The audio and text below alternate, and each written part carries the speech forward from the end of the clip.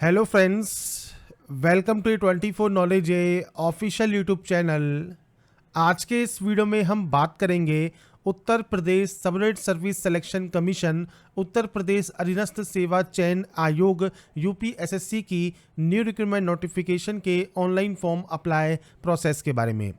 तो फ्रेंड्स, यहाँ पर जो नोटिफिकेशन है ये फ्रेंड्स आपके यूपीएसएससी पीईटी नोटिफिकेशन 2023 के लिए फ्रेंड्स आपका जारी किया गया है और आप इसके लिए ऑनलाइन अप्लाई कर सकते हैं। कैसे आवेदन करना है इसके बारे में हम इस वीडियो में बात करने वाले हैं। इस वैकेंसी या नोटिफिकेशन से रिलेटेड जानकारी आपको jobrasta.com पर देखने को मिल जाएगी। वहां पर जाकर आप डिटेल्स को वेरीफाई और चेक कर सकते हैं। बात करेंगे इसके फॉर्म अप्लाई प्रोसेस के बारे में। और इस वीडियो को स्टार्ट करने से पहले अगर अभी तक आपने हमारे चैनल को सब्सक्राइब नहीं किया है, सब्सक्राइब करें, शेयर करें, लाइक करें, जिससे आपको आने वाली सारी अपडेट्स मिल सके। तो यहाँ पर देखिए फ्रेंड्स, ये इसका ऑफिशियल नोटिफिकेशन है प्री एलिजिबिलिटी टेस्ट पीईटी 2023, जिसके लिए 1/8/2023 से 30/8/2023 तक आप इसमें आवेदन कर सकते हैं। इसके लिए फ्रेंड्स आपको आना होगा इस पोर्टल पर और यहाँ पर आने के बाद यहाँ पर देखिए आपको प्री एलिजिबिलिटी टेस्ट का ऑप्शन मिल जाएगा, जिसमें फ्रेंड्स आप यहाँ पर सबसे पहले जो जो इंस्ट्रक्शंस हैं और जो एडवर्टाइजमेंट है वो आप चेक कर सकते हैं। और उसके बाद आपको यहाँ पर राइट हैंड साइड में अप्लाई का ऑप्शन भी मिलता है, आप इस ऑप्शन पर क्लिक कर सकते हैं। क्लिक करने के बाद आपको देखिए यहाँ पर क्वालिफिकेशन सेक्शन मिलेगा। तो यहाँ पर हाई स्कूल आपका मैंडेटरी है, मतलब 10th क्लास पास आउट होना ज़रूरी है। 18 से 40 साल आपका एज क्राइटेरिया रहना चाहिए। इसके बाद देखिए जो यहाँ पर कट ऑफ डेट है वो 1/7/2023 आपकी रहती है एज के लिए। इसके बाद कैंडिडेट रजिस्ट्रेशन टैब पर आप क्लिक करेंगे। इससे पूछा गया है कि अगर आपने 2022 का प्री एलिजिबिलिटी टेस्ट दिया है तो आप यहां पर यस कर सकते हैं, और अगर आपने नहीं दिया है तो आप नो कर सकते हैं। यस करने पर आपने 2022 के रजिस्ट्रेशन नंबर के आधार पर जो भी जानकारी आपने फिल की है वो ऑटोमेटिक आपको शो करेगी, आपको दोबारा से फिल करने की जरूरत नहीं है। पर मैं यहाँ पर फ्रेंड्स आपको डाटा बताऊंगा कि अगर आप रजिस्टर नहीं है तो आप यहाँ पर नो करेंगे और उसके बाद आप यहाँ से प्रोसीड करेंगे। पर आपके पास है 2022 का रजिस्ट्रेशन नंबर, तो आप यहाँ पर डायरेक्टली यस करेंगे और उसके बाद यहाँ से प्रोसीड करेंगे, यहाँ से डाटा को एक्सेप्ट करेंगे और उसके बाद फ्रेंड्स आपका जो ओल्ड रजिस्ट्रेशन नंबर है वो डालकर आप प्रोसीड कर सकते हैं। तो यहाँ पर फ्रेंड्स मैंने देखिए सैंपल के तौर पर रजिस्ट्रेशन नंबर डाला है, जिसके बाद फ्रेंड्स आपका नाम, फादर नेम और कैटेगरी और आपका जो जेंडर है वो आपका यहाँ पर आ जाएगा और आप क्लिक हियर टू अप्लाई पर क्लिक कर देंगे।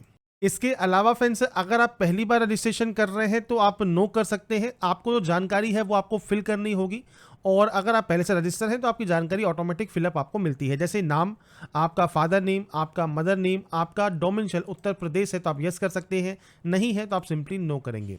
इसके बाद अगर आप डिपेंडेंट हैं, फ्रीडम फाइटर और उत्तर प्रदेश के, तो आप यहाँ पर यस या नो कर सकते हैं। एक्स आर्मी पर्सन है या हैंडीकैप है उत्तर प्रदेश के, तो आप यहाँ पर यस या नो कर सकते हैं।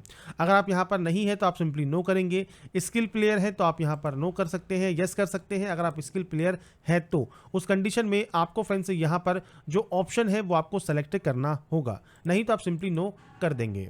इसके बाद फ्रेंड्स यहाँ पर देखिए आपसे जो ऑप्शन आता है वो आता है आपके होम स्टेट का, तो आप अपना होम स्टेट सेलेक्ट कर सकते हैं, होम डिस्ट्रिक्ट आप सेलेक्ट कर सकते हैं। इसके बाद आपकी कैटेगरी ओबीसी है, एससी है, एसटी है, जनरल है, वो आप यहाँ से सेलेक्ट कर सकते हैं। इसके बाद आपका डेट ऑफ बर्थ क्या है, डेट, मंथ एंड ईयर ये आपको सेलेक्ट करना होगा। आपका जेंडर आपको सेलेक्ट करना है, आपका 10 डिजिट का मोबाइल नंबर और आपकी active and valid mail ID वो फ्रेंड्स आपको यहाँ पर देनी होगी। आप मैरिड कैंडिडेट हैं तो यस कर सकते हैं, नहीं है तो आप नो करेंगे। एम्प्लॉयमेंट डिटेल में फ्रेंड्स आप एम्प्लॉई हैं उत्तर प्रदेश में, एक्स एम्प्लॉई हैं उत्तर प्रदेश के, या आपने फ्रेंड्स कभी भी एम्प्लॉयमेंट नहीं किया है उत्तर प्रदेश में, उसकी जानकारी आपको प्रोवाइड करनी होगी। इसके बाद फ्रेंड्स यहाँ पर देखिए अगर आप एज में छूट चाहते हैं तो यस कर सकते हैं, क्यों चाहते हैं वो आपको यहाँ पर सेलेक्ट करना होगा, नहीं है तो आप नो कर देंगे। इसके बाद आपका हाई स्कूल की जानकारी, तो सबसे पहले आपको आपके बोर्ड का नाम सेलेक्ट करना है, ईयर ऑफ पासिंग देना है, कौन से ईयर में आपने पास किया है, रोल नंबर क्या है, परसेंटेज है, ग्रेड सिस्टम है, आपके ऑप्टेन मार्क्स क्या है, टोटल मार्क्स क्या है, ये जानकारी आपको प्रोवाइड करनी है।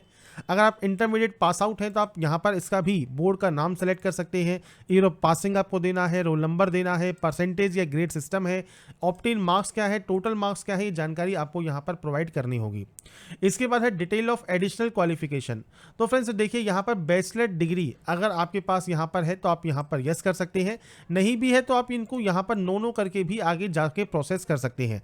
पर आपके पास मान लीजिए बैचलर डिग्री है, आप यहाँ पर जानकारी प्रोवाइड करना चाहते हैं तो आप यहाँ पर यस करेंगे। बोर्ड या इंस्टीट्यूशन या यूनिवर्सिटी का नाम, आपका ईयर ऑफ पासिंग क्या है, आपका सर्टिफिकेट या रोल नंबर क्या है, इशू डेट क्या है आपके सर्टिफिकेट की, और आपका ग्रेडिंग सिस्टम था, परसेंटेज सिस्टम था, वो जानकारी आप यहाँ पर प्रोवाइड कर सकते हैं। तो ये बेसिक जानकारी है जो कि आपको फिल करनी होगी, क्योंकि मैंने यहाँ पर रजिस्ट्रेशन पहले से ही हुआ है, तो इसलिए आपको जानकारी यहाँ पर फिलअप मिलेंगी। तो आप यहाँ पर चेक कर सकते हैं और उसके बाद यहाँ से डाटा को सबमिट कर सकते हैं इस कैप्चा कोड को डालने के बाद। इसके बाद फ्रेंड्स आपको नेक्स्ट ऑप्शन मिलेगा click here to proceed for photograph and signature का। आप इस ऑप्शन पर क्लिक करेंगे।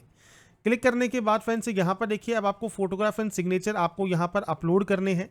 तो आपको फ्रेंड्स यहाँ पर देखिए जो फोटोग्राफ है वो आपको यहाँ अपलोड करना है और इसके अलावा सिग्नेचर आपको अपलोड करना होगा। सिग्नेचर ध्यान रखिएगा आपको सैंपल यहाँ पर सिग्नेचर का दिया गया है, इंग्लिश में और हिंदी में दोनों में ही आपका नाम होना चाहिए।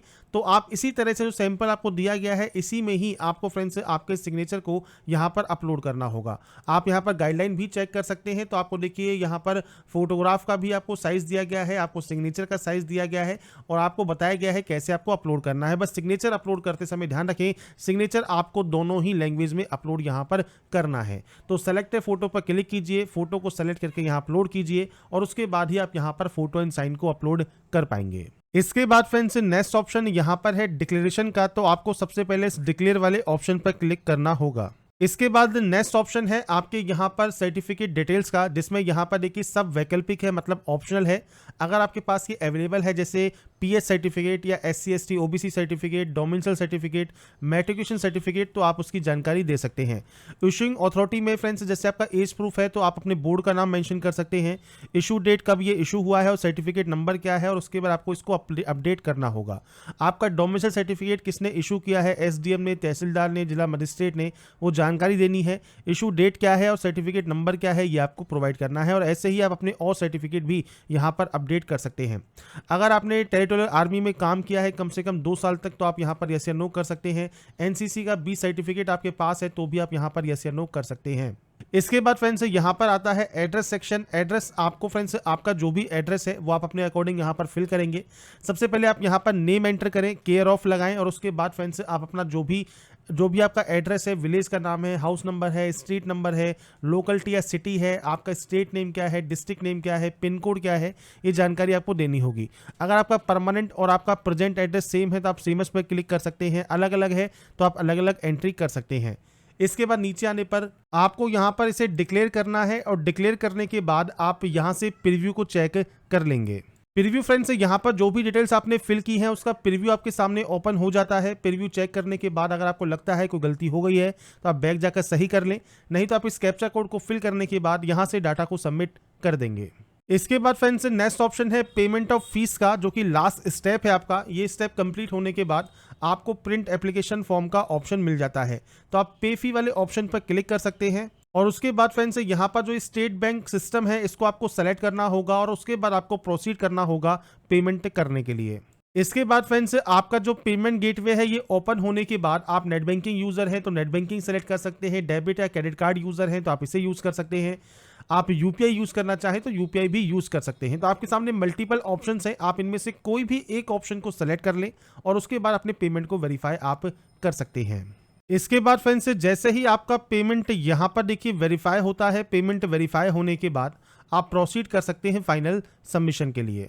फाइनल सबमिशन पर आने के बाद proceed to download and print the application form का ऑप्शन है, आप इस ऑप्शन पर क्लिक करेंगे और आपके फॉर्म का जो फाइनल प्रिंट आउट है वो सेव करके आप अपने पास रख लेंगे फ्यूचर यूज के लिए, फ्यूचर रेफरेंस के लिए। तो यहाँ पर देखिए फ्रेंड्स जैसे ही आप इस ऑप्शन पर क्लिक करते हैं आपके सभी ऑप्शंस ग्रीन हो गए हैं, आपको यहाँ पर एक प्रिंट का ऑप्शन मिलता है, आप यहाँ से आपका प्रिंट आउट सेव करके रख सकते हैं। तो मैंने आपको सारी जानकारी प्रोवाइड कर दी है कैसे आप उत्तर प्रदेश अधीनस्थ सेवा चयन आयोग का यूपी SSC PET 2023 का ऑनलाइन फॉर्म अप्लाई कर सकते हैं। अगर आपको हमारा ये अपडेट पसंद आया है तो लाइक सब्सक्राइब इनसे जरूर कीजिए। बाकी की जानकारी के लिए ऐसे ही बने रहिए हमारे साथ, देखते रहिए हमारा YouTube channel. Thanks for watching.